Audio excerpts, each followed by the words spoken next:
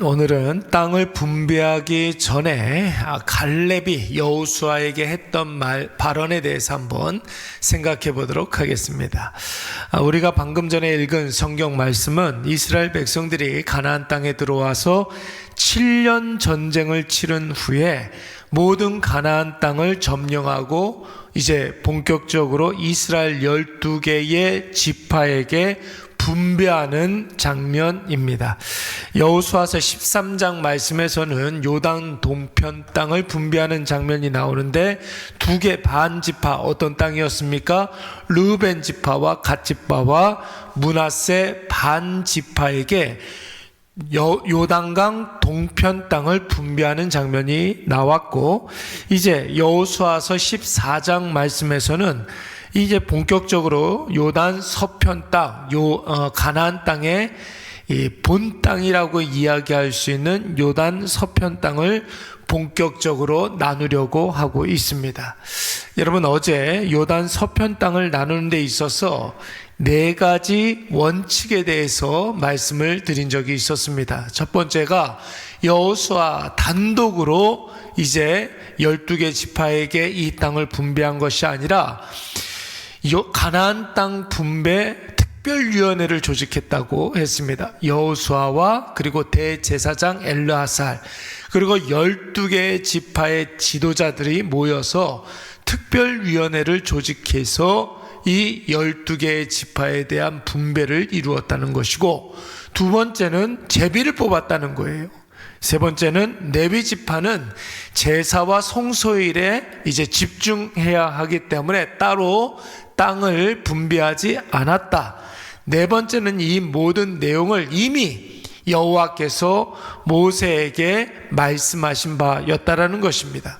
그런데 여러분, 이런 상황에서 갑자기 오늘 손을 들고 여호수아에게 자신의 의견 건의하는 그런 사람이 있었으니, 여러분, 그 사람이 누구였습니까? 바로 갈렙이었습니다. 여호수아의 동역자 갈렙이었습니다.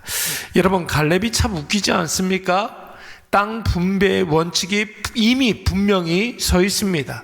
핵심은 제비를 뽑아서 12개의 지파들에게 골고루 나눠주자는 거예요.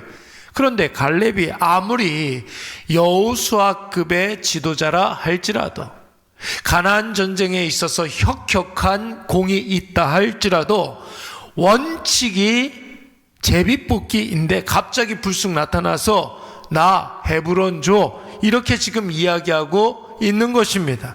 그런데 여러분, 이 논리는 헤브론 땅이 굉장히 비옥하고 또 많은 사람들이 누구나 다 눈독 들이는 그런 땅이라고 한다면, 여러분, 갈렙이 참 웃기는 사람입니다.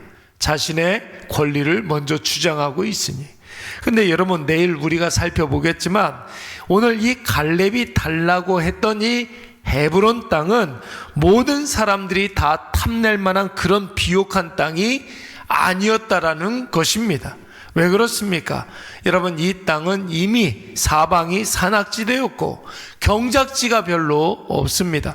더군다나 이 헤브론 땅에는 아낙 자손이라는 거인들이 살고 있어서 굉장히 배종을 받으면 애를 먹을 만한 그런 땅이었어요. 여러분, 여호수아서 후반부의 가장 큰 관심사는 여전히 이 가나안 땅에서 정복하지 못한 땅이 있었다는 거예요. 정복하지 못한 족속들이 있었다는 것입니다. 그래서 그 정복하지 못한 땅이 어쩌면 이스라엘 역사에 있어서 굉장히 허리에 가시가 될 만한 굉장히 위험한 리스크를 안고 있었다라는 거예요. 이런 상황에서 지금 갈렙이 손을 들고 나서서 아직 정복하지 못한 이 헤브론 땅을, 여전히 아낙 자손이 이스라엘의 위험 요소가 되는 그 헤브론 땅을 나와 우리 가문에게 배정해 주면, 나 비록 나이 많아 늙었지만 내가 가서 그 헤브론 땅을 점령하고 그 땅을 차지하겠다라는 것입니다. 여러분, 갈렙이 이렇게 이야기할 수 있었던 이유가 무엇입니까? 오늘 우리가 읽은 본문의 말씀에 보면 갈렙은 무엇을 상기하고 있느냐면 6절 말씀에 보시면 여호와께서 가데스 바네아에서 여호수아와 갈렙에게 대하여 모세에게 이른 그 말씀을 내가 지금 기억하고 있다라는 거예요. 갈렙에게 임한 모세에게 하신 그 말씀을 내가 오늘 기억하고 있다. 한마디로 말하면 나에게 임한 하나님의 말씀을 내가 지금 기억하고 있다라는 거예요. 모세가 가데스 바네아에서 각 지파별로 한 명씩 출중한 사람 하나씩 뽑아서 12명의 여러분 특별 수색대를 조직하지 않습니까? 그래서 그 가데스 바네아에서 가나안 땅이 산지인지 평지인지 성읍인지 아니면 그냥 진양인지 이런 것들을 조사하게 했습니다. 이 12명의 정탐꾼이 모든 첩보 활동을 다 마치고 이스라엘 본진으로 돌아왔을 때 여러분 우리가 너무나 잘 아시는 바처럼 10명의 정탐꾼은 이 가나안 땅에 대해서 악평을 냈어요. 두 사람의 정탐꾼만이 하나님의 약속을 근거로 해서 하나님 마음에 합당한 보고를 하게 되죠. 여러분 이스라엘 백성들이 누구의 보고를 채택하게 됩니까? 2명의 선한 보고는 폐기하고 10명의 악한 보고를 채택하여서 모세를 원망하고 하나님께 불평을 일삼기 시작했습니다. 여러분 이로 인해서 하나님은 정탐꾼들이 첩보 활동을 했던 날수 40일이었거든요. 이 40일을 하루에 1년씩 계산해서 40년 동안 이스라엘 백성들이 광야에서 유리방황할 것을 말씀하셨습니다. 그리고 선한 보고를 한 두 사람의 정탐꾼만이 가나안 땅에 들어갈 것이라고 하나님께서 말씀하셨습니다. 여러분 그 두 사람의 정탐꾼이 누구였습니까? 바로 이스라엘의 지도자 여호수아와 유다 지파의 수장이었던 갈렙이었습니다. 그러니까 그때의 상황을 잘 아는 사람은 여호수아와 갈렙밖에 없었던 것이고 그때의 하나님이 모세에게 이르신 약속을 들었던 사람은 바로 이 여호수아와 갈렙밖에 없었던 것이죠.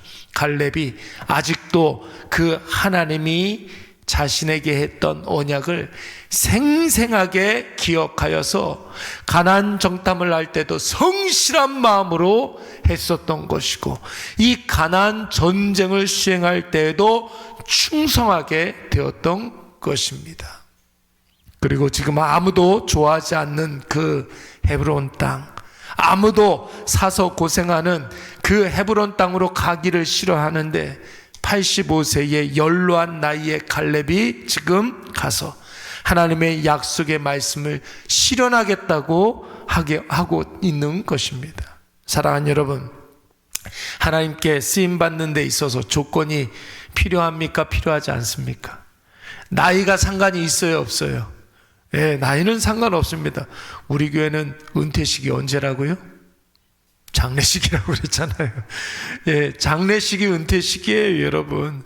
남자냐, 여자냐, 그게 중요합니까? 중요하지 않습니까? 그건 중요하지 않아요.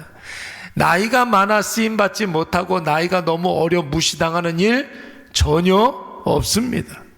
하나님께 쓰임받는 데 있어서 학력, 재산의 정도, 출신, 외모, 사회적 위치 하는 일들 이런 것들은 여러분 전혀 상관이 없습니다. 중요한 것은 무엇입니까?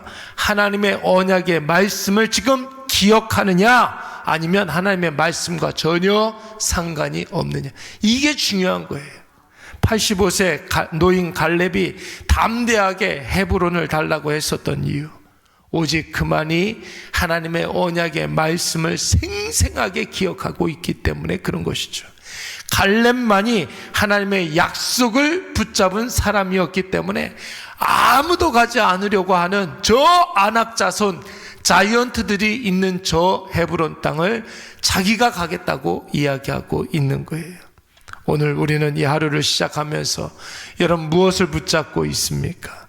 내가 하고 있는 업무, 만나서 관계를 해야 하는 사람들, 처리해야 되는 일들, 하고 있는 걱정과 염려들, 여러분 이런 것들을 붙잡고 있습니까? 아니면 오늘 하나님의 말씀을 붙잡고 이 하루를 시작하고 있습니까? 여러분, 오늘 우리가 무엇을 붙잡고 있든 간에 하나님의 말씀, 하나님의 언약 붙잡고 이 하루를 출발하고 그 언약 붙잡고 우리가 기도하면 하나님께서 우리 오늘 하루 가운데 감당해야 될 그 모든 일들, 여러분 감당할 수 있는 힘과 능력과 지혜를 허락해 주실 줄로 믿습니다. 그리고 오늘 이 하루를 우리가 마무리할 때는 정말 은혜가 충만한 하루였노라고, 오늘 내가 예수 그리스도의 이름으로 승리했노라고 하나님을 찬양하게 될 줄로 믿습니다. 우리 잠깐 기도.